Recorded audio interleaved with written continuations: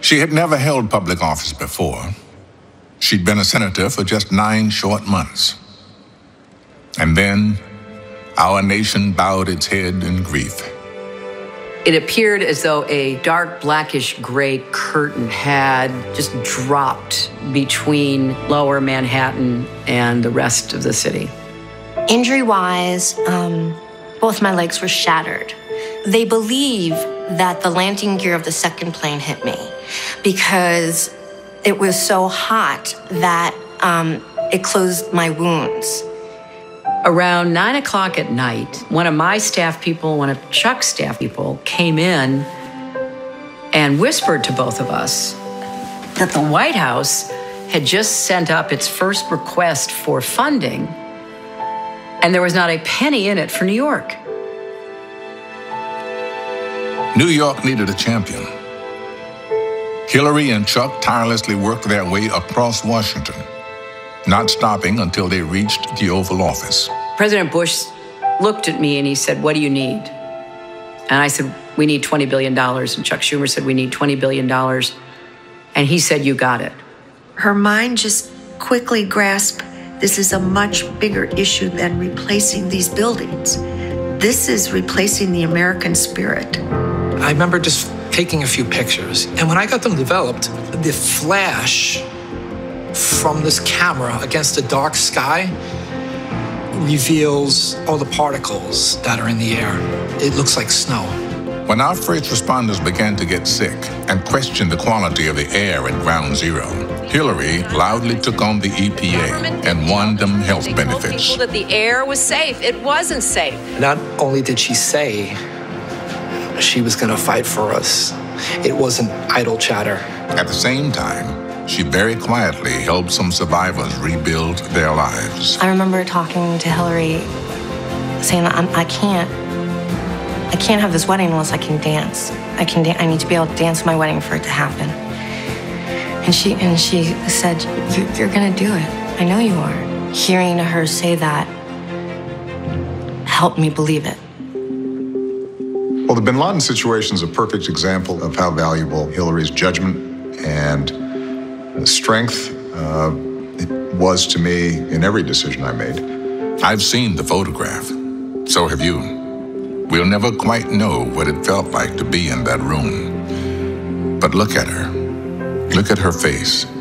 She's carrying the hope and the rage of an entire nation. When the opportunity arose for me to be part of the small group advising the president about whether or not the intelligence we had was strong enough for him to act, I took that responsibility personally and on behalf of the 3,000 people who were murdered, the tens of thousands of loved ones who were left behind, the horror that was inflicted on our country.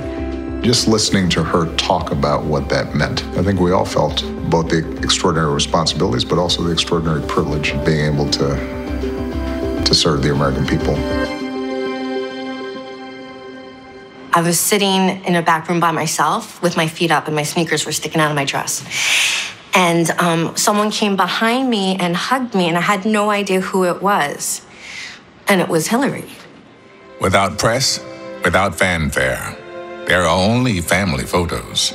Hillary quietly attended Debbie's wedding, and Debbie danced. She danced. There is more than enough of the American dream to go around. If we are committed to growing it, nurturing it, passing it on to our children and our grandchildren, I can't think of anything more thrilling than being part of that. We all hope for a better tomorrow.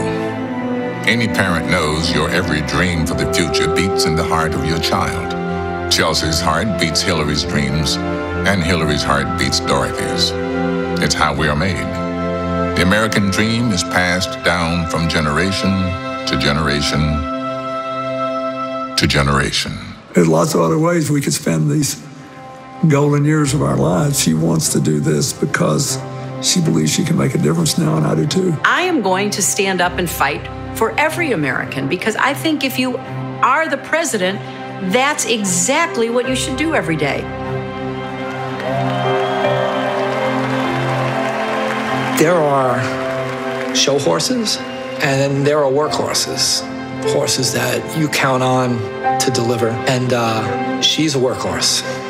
You have to love this country, believe in this country, lift up the people in this country. To have a decade after decade of being in the front lines of trying to bring about change. And do everything you can to make sure they believe you're getting up every morning in that big old White House, thinking about them, understanding what they're up against, and working to make it better. She does that because she feels deep in her heart that here in the greatest country on earth, everybody deserves a shot.